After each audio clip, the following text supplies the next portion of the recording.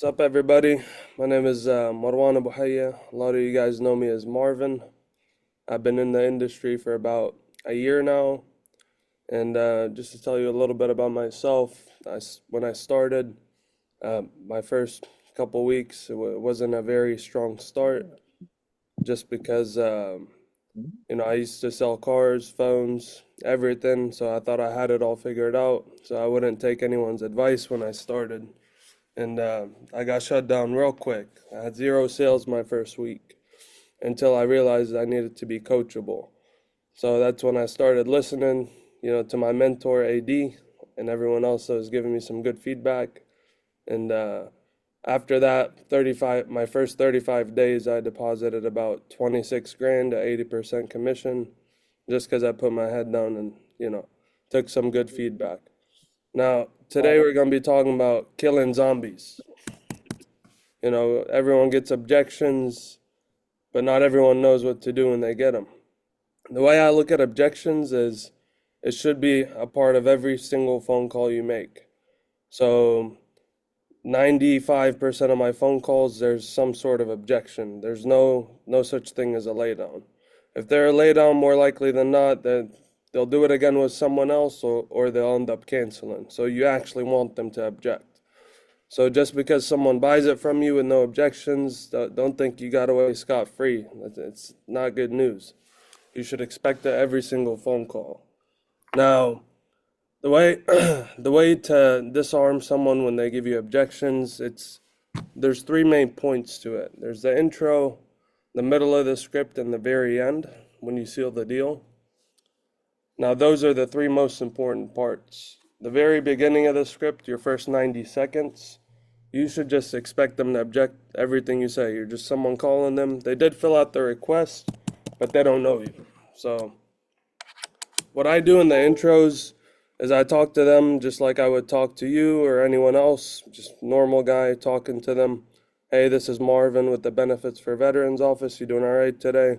Boom. Let's say they start screaming at you off rip, saying, "Oh, I didn't fill this request out. I don't want this. I don't want that." What a lot of new agents would do is start arguing with them over, "Well, sir, yeah, you filled out the request. I see it here. It's on Facebook, this, and that." Your point is not to argue with the client. Your point is to see if they need you, and if they do, you're going to help them out. So as they're yelling, I cut them off and I tell them, "Oh, that's no problem, sir. Well, do you have anything in place currently to cover the funeral expense?" Because that's just straight to business. You don't want to beat around the bush, especially when they can hang up at any moment. You want to keep them talking, keep them on the phone. Now, let's say they tell you no, they don't have any coverage in place, then you can start digging into, educating them without offending them at the same time. And if they do have some coverage, perfect, makes my job a whole lot easier, and you take it from there. One thing I started doing recently is with the broke clients, the ones that don't have much money, they tell you off rip. I had a guy last week, he called, and or I called him, and he told me, "Oh, I just filled this out because I run out of income at the end of each month, and I don't really have any money." So the approach I decided to take was, to be assumptive and assume that he already has coverage in place. So I told him, "Well, sir, you filled out this request because you're in need of some money, this, and that. I'm assuming you already have life insurance in place, correct?" And he goes, "Yeah." And I was like, "How much are you paying for that every month?"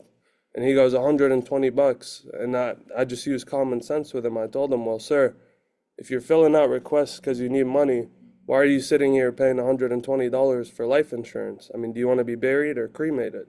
And I kept him on the phone that way. It turned out he wanted to be cremated, and he didn't need all that coverage. So I lowered his coverage. He actually got some of the refunds back on the coverage he already had, and he was paying a lot less. So those back in the day, I used to think the people with no money, those are impossible closes. There's no such thing as an impossible close. If they filled out the request, they want something from you. So that's just for the intro. Now, the middle of the call, I mean, if you have it in your head that you're gonna get objections no matter what, the one thing you want to focus on is pre-battling objections. And I love doing that. So I just assume everyone's gonna say no to the social, no to the banking, no to even the banking question, asking what bank name they have. So before I ask them for anything, I let them know exactly what it's for. I educate them. So the first instance for that would be the discount questions. So you may qualify for a couple discounts here. The first one is, are you a smoker or a non-smoker? You butter them up with that one. And then next question here to see if they're on our discount list. Um, do you bank in the state of Texas? Is that a federal bank? Boom, boom, boom. Now, when it comes to the social, I like to cushion that with common sense, meaning what state were you born in? I got you. What city? All right. Obviously, that makes you a U.S. citizen. I'll answer that one for you. And then for the carrier to access your MIB report, which is what they use to determine whether or not you even qualify, go ahead with your social. That way, if they had, they were thinking about objecting or why is this guy asking for my social, I already answered the question before it crosses their mind. It disarms them a little bit. Now, the last part of the script is the routing an account. That's really where, a lot of Navigate. people, what is it? Oh, sorry about. No, you good, bro. The last part would be the routing an account. A lot of people like to cushion it after the social. I do too, but the longer you're talking to the client after they object, the less likely you're going to get through to them. So let's say someone gives you an objection and you're sitting there for 20 minutes doing this, doing that. You're just wasting your time and theirs. When someone gives me an objection, I'm straight to the point with it, start, breaking it down, what's the real concern, and then you get what you want out of that. But for the routing an account, typically once I get the social, I keep it short, sweet, simple. I do a small recap, like, so we went over the medical side. I have your primary beneficiary here is so and so. Now, what time of the month do you typically receive your income? And I'll see if they want it effective immediate or if they want to push it out. And from there, I ask, well, is your name spelled as it is with your financial institution, or is there a middle initial included? And then we get that part. And then once we get to the banking, I mean, there's three strong objections for that. If they say no the first time, I remind them that I sent them my credentials, let them know what it's for, and then I tell them, sir, the carrier just wants to make sure you have a valid bank account with your first and last name on it, and it's not some random bozo trying to put some coverage on you and kill you this week for the insurance money. And I chuckle a little bit. That's the client's first out to just give me the information. If they say no to that, that's when I start kind of getting a little bit harder on them because I don't want to spend 20 minutes trying to get an account number. I tell them, well, sir, with all due respect, it's not me that's asking this information from you. It's the carrier. And once I submit all of your information, I no longer have access to it. And then if they object to that, that's when I hit them with the big one. Well, sir, like I said, I sent you my credentials. There's much more I can do. And with all due respect, if I wanted to do anything malicious to you, I would have already ran off with your social a long time ago, sir. You could change your bank account, but you can't change your social. And that's kind of nearing the end. They're either going to give it to me or they're not. If they say no to my third and final one, I throw a Hail Mary at them. I go story time. I tell them, well, sir, let's say your grass is growing and you call up Juan and you want him to mow the lawn for you and you go to pay him, you write him a check. You know your routing and account numbers are on that check. Juan can't do anything with that. That worked a lot of the times, but if that doesn't work, then I give them time to look over my credentials and I just start the spin back game on them, call them every morning or whatever it is. But those are kind of the three main points to where you want to make sure the client's on board with you and they're not veering away. And whenever they do start to get standoffish or take a step back from you or anything like that, you want to make sure you seize the call, take control again, make sure they know that they're safe. And that's really what it comes down to. So, anyone have any questions so far?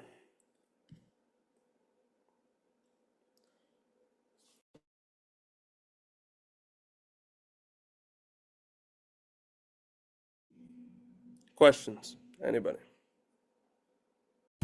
If I heard it correctly, you said you almost are asking the social and then you're asking the banking right after. Is that right? I mean, there's a bit of a cushion beforehand. I don't Okay. like to I don't like to socialize with them too much just because I kind of sound like a salesman when I do that. Like I'm buttering you up to get something from you. Don't get me wrong, that is what we're doing, but you don't want to make it too obvious to them. So I run them down, tell them we went over the medical side. I have your primary beneficiary here is so and so, and then boom, straight into that. Because if they just gave you their social, they're gonna be a little bit antsy, but then you want to get back, remind them right after they give it to you. Oh, that's what the carrier is going to use to access your MIB report. Say it again. And then when you repeat it back to them, what I like to tell them is, before it disappears here on my screen, sir, I'm just going to confirm that with you. That way they're all wrapped up nice and neat from there to where they don't need you to cushion them up after that. They're back to being safe again Okay. So, after giving you the social. Yeah. okay. I appreciate. Sir. Questions?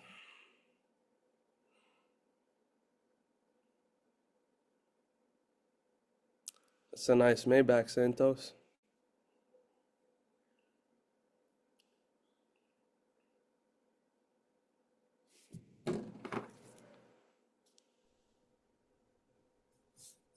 Marvin, would you say? I know you said you had a rough start.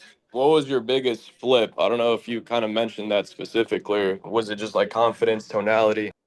My biggest flip was I thought I had this figured out because I used to sell cars at Toyota on Nicholasville. I worked there for 2 months.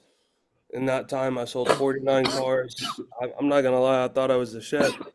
And I came in here thinking I can do the same thing, but I soon realized it's a different industry, like a different approach, different everything. So the moment I became coachable, that was the flip for me. Because there's always something that someone else knows that you don't.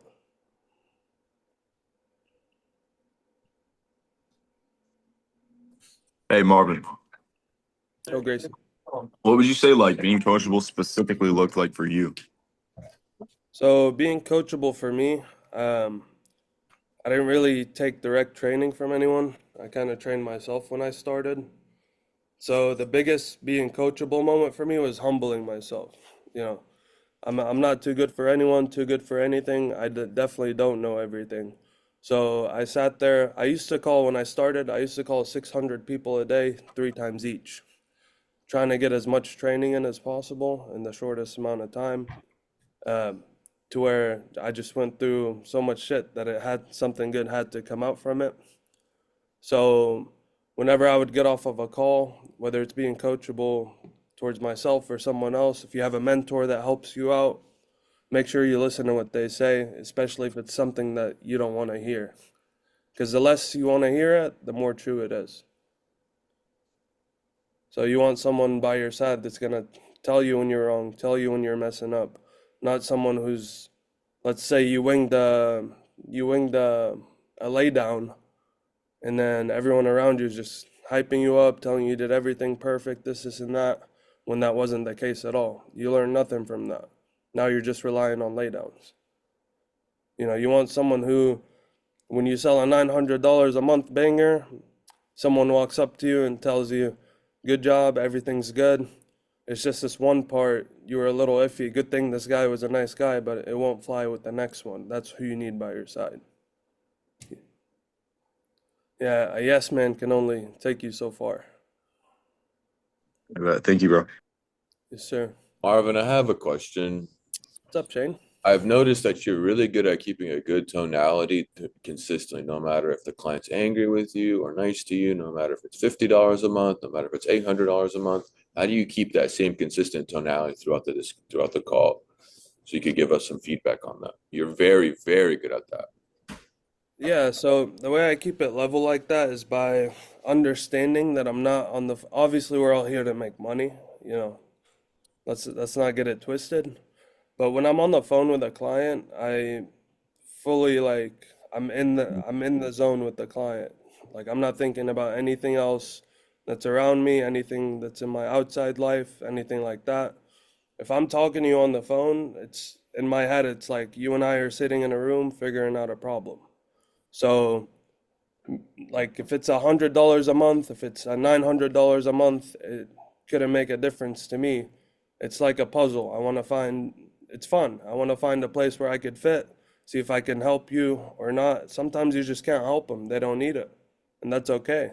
You don't want to add more coverage and make them insurance rich for no reason, just for them to charge back.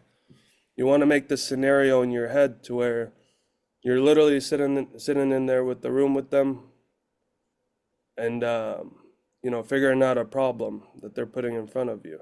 And a lot of the times they won't know they have a problem. So let's say I call Becky and she's like, "Yeah, I'm good. I have $50,000 of coverage. I'm paying $30 a month for that." Boom, boom, boom. I'm not gonna sit here and criticize her off rip and make her get all defensive, even though I know it's a term or accidental policy. I'm gonna say here, "Oh, okay, Becky, that sounds good. And did you ever receive a policy packet for that?" Okay, perfect. Let me just go ahead and put that in here. Now, I'm assuming you know this is a term policy, right, ma'am? And even if they don't, they'll say yes just because of the way you asked that, and then you can educate them. Yeah, of course, ma'am. So that's definitely a good policy to have on the side, just as an add-on, but it's not something you want to rely on. And that add-on word right there, it can debunk any term or accidental policy. When you let them know they did good getting it, you're not offending them, but just letting them know it's a plus. It's not something for them to rely on. But But you would say making them your friend and acknowledging they've done something correct is a good thing for everyone listening, correct? You want to make them 100%. If you get on the phone to argue, you're not gonna make it anywhere. You're just gonna sit here all day, say you got cooked by the industry, and blame everything else but yourself. thank you. Yes, sir. But yeah, you always want to change the vernacular to where it's not you against the client, it's you working alongside the client to figure out a problem. The last thing you want to do is be their problem. You don't want to be the naggy, annoying person on the phone trying to sell them something.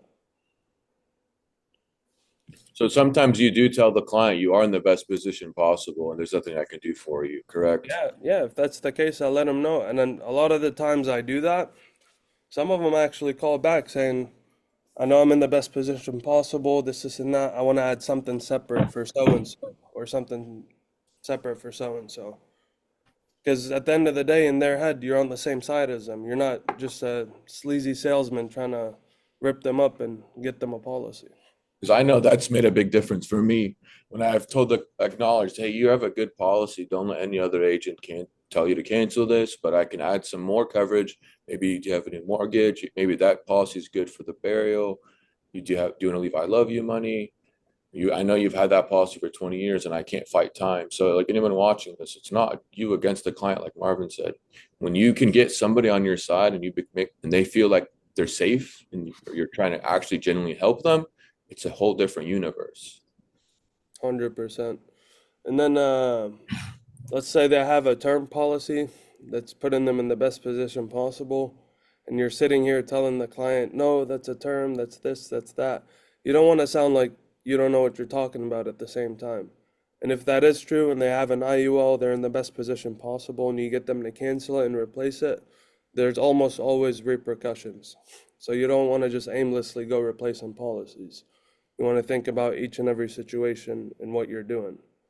Because it is 1099, it's your own business.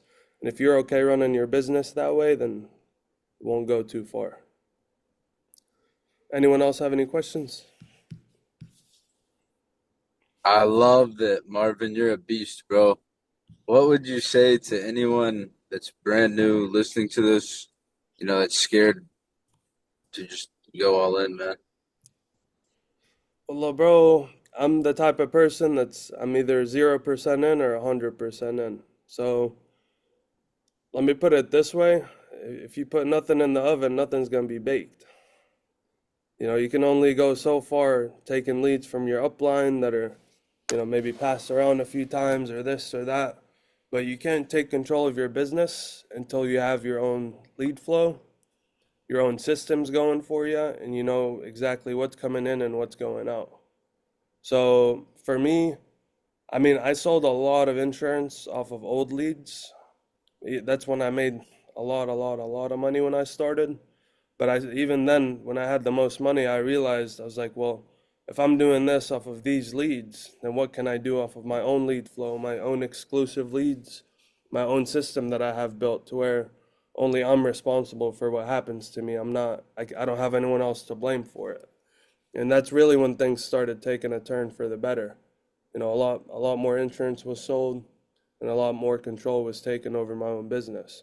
So my advice to anyone starting out, your goal should be to sell as much insurance as possible with what you have. You know, life gives you lemons.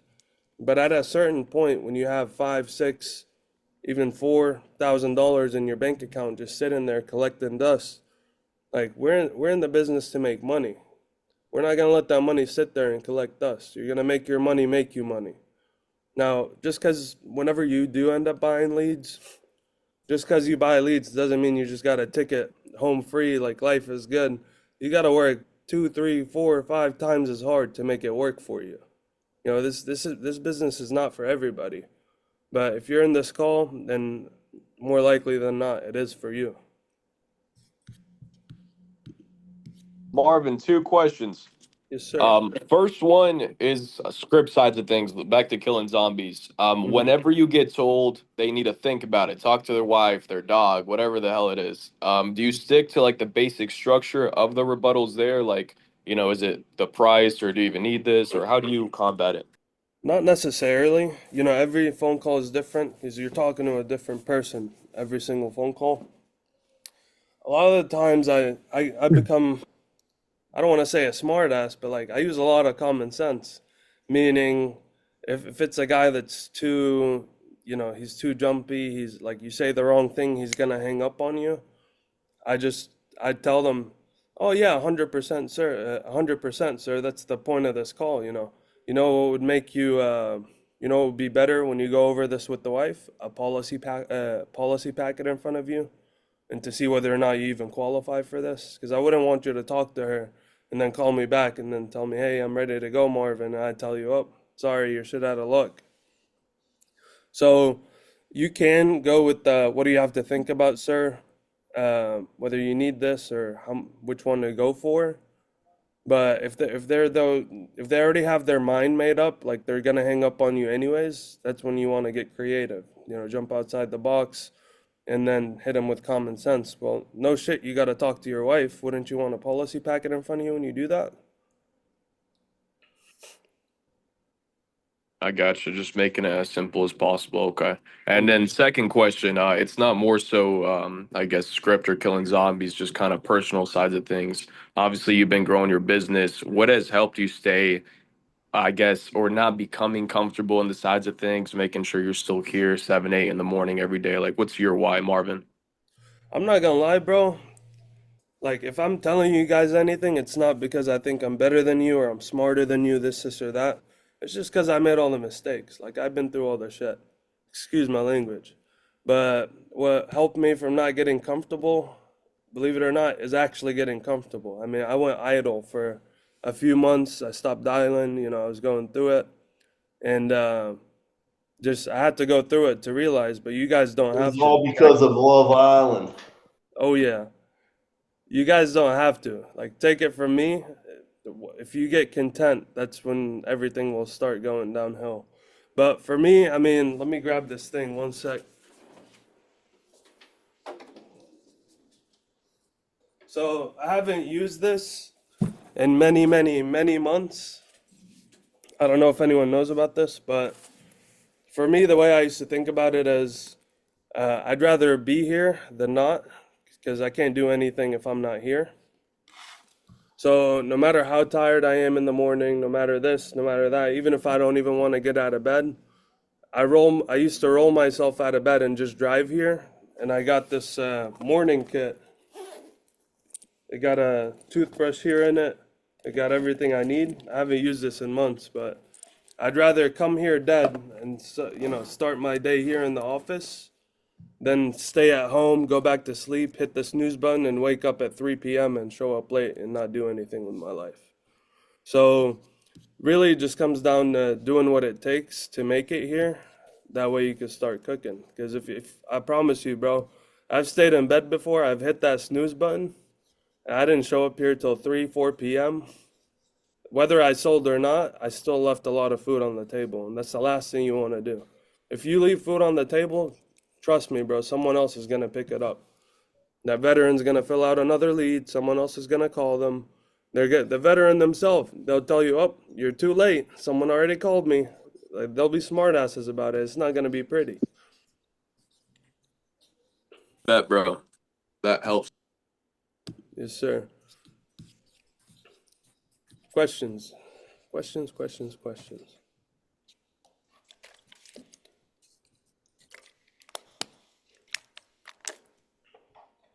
I got a question, Marvin. What's up, yeah? When they're trying to keep you off the phone and like they're telling you they're not interested and like I'm busy, are you doing anything to keep them on the phone? It varies. Depends on how they're saying it, what's going on around them. More likely than not, they're gonna be bullshitting you. So I call them out on their bluff. So if I'm talking to someone and they're like, my house, I'm sure you guys hear this a lot. My house is flooded. I gotta get off the phone. Yeah, I get that. Before they even finish saying that, like you call so many people you just know when they're bullshitting.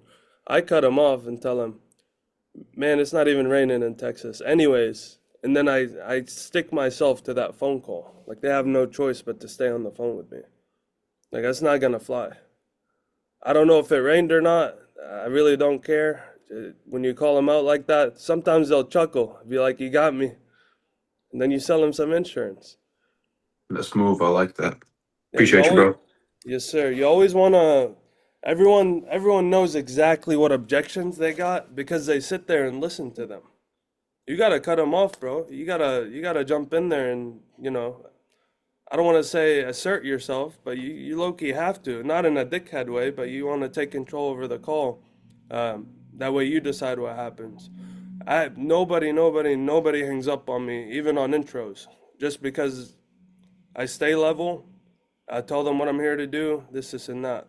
You get the occasional hang up of someone like not even listening to you. But if they're listening to me, understanding what I'm saying, they're not gonna hang up unless they're telling me, hey, I gotta go, or hey, I don't want this, or hey, this, or hey, that. You got nothing to lose, man. You're never seeing these people in real life. So you might as well give it everything you got, 'Yes, sir. 9:32. Any more questions, everybody? I'm here for it.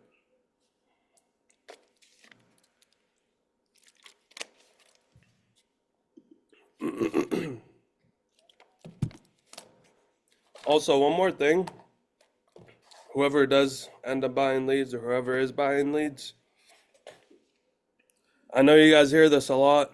The whole you're only as cooked as your leads, this, and that. But trust, man, I mean, I've called so many people. I've gotten cooked so many days. There was a day where I got cooked. I think I called like 400 or 450 people 3 times each, and I was just getting no after no after no after no. And then right after, I think one day it was 9:30 p.m. It was back when I first started, and I literally just wouldn't leave the office of it without closing one.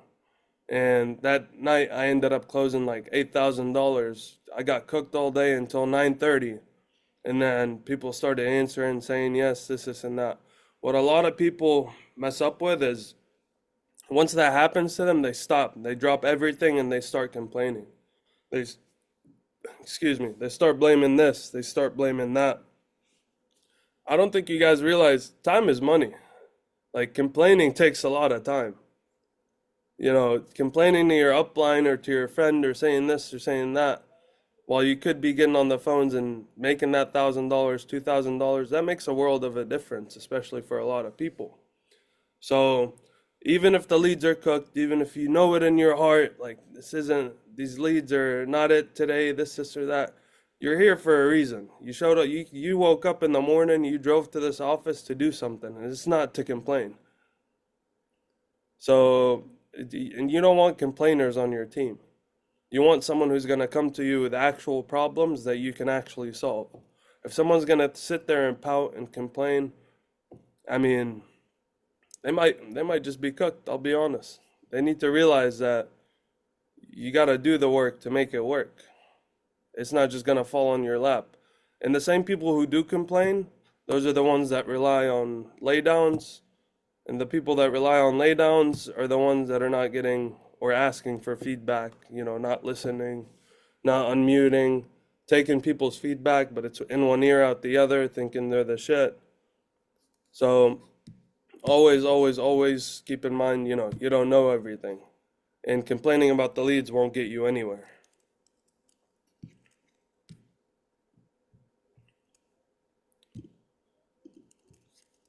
Yeah, you can never stop learning. I'm still learning. I mean, nobody knows everything. I still get cooked some days. It is what it is. Chalk it to the game.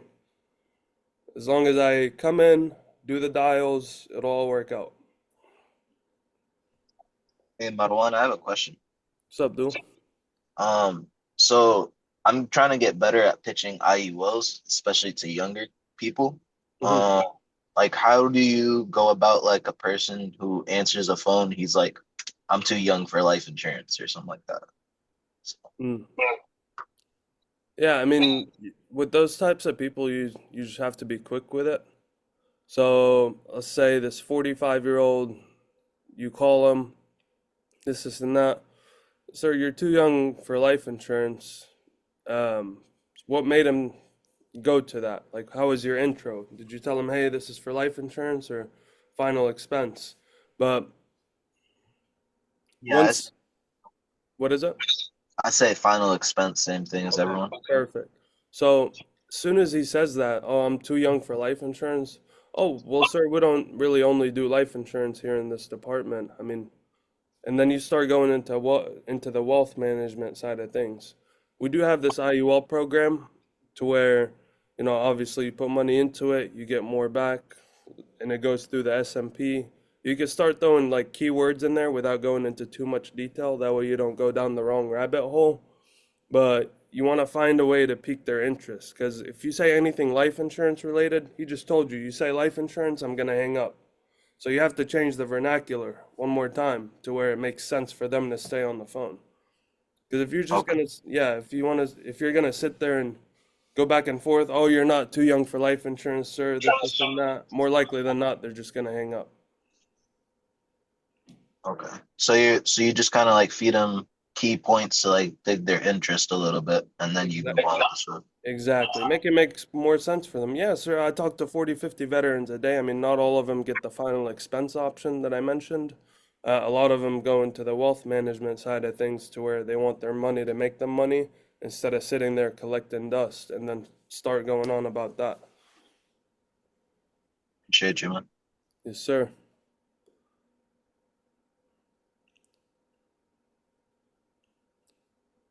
Yeah, a lot of people think it's one of those either you got it or you don't got it. I used to personally think that myself, but the moment you start being quick on the phones, everything makes sense in your head. That's when you'll start excelling, and at the same time, um, you just have to use a lot of common sense. Questions?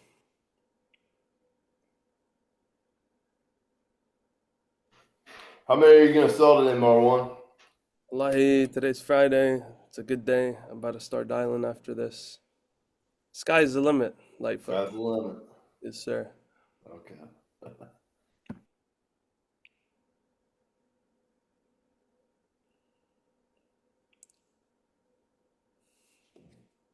Any more questions? We're about to wrap it up. Hey, Marvin, Yes, sir.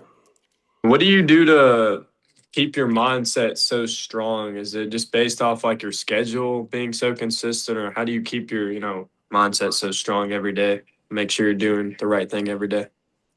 So whenever I catch myself going into this whole, I don't really believe in depression, but I'm gonna call it that. whenever I catch myself going in this whole depression or this isn't working or just you know when you're at the point of the day where like you're about to explode because nothing is working, that's when I take a step back and hit the reset button. You know, I'd start telling myself common sense. I start selling myself on this, on everything. Like, well, I wrote 40 grand off of these leads last week, or I did this, or I did this in the past, and it worked for me. Just because it's not working now doesn't mean it's not going to work forever. So I go back to the basics every single time, because that's if something did well for you, it'll do well for you again. So you want to make sure you keep your mental in check, you know, make sure you know exactly what the industry has to offer you and what you have to get from it.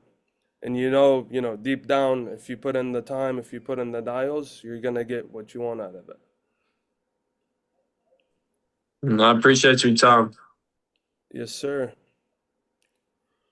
All right, boys. If there are no more questions, it's been a pleasure having y'all, and everyone, let's have a good day. Yeah. Thank you, Marvin. Yes, Let's sir. go. Oh yeah, boy.